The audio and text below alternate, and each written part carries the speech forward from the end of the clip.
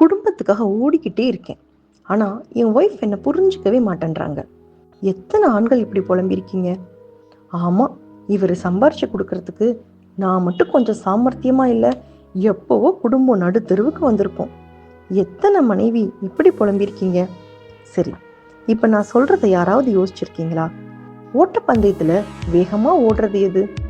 காலு. சரி, அப்போ வின் பண்ணதுக்கப்புறம் அதுக்கான பரிசை வாங்குறது எது?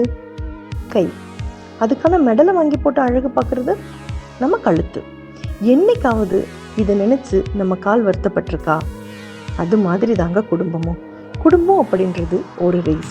அதில் நீ பெரிய ஆளா நான் பெரிய ஆளா அப்படின்றதெல்லாம் மறந்துட்டு 2 பேரும் வேற வேற இல்லை, ஈர் உடல் ஓர் உயிர் அப்படின்ற அந்த புரிதல் இருந்தாலே போதுங்க.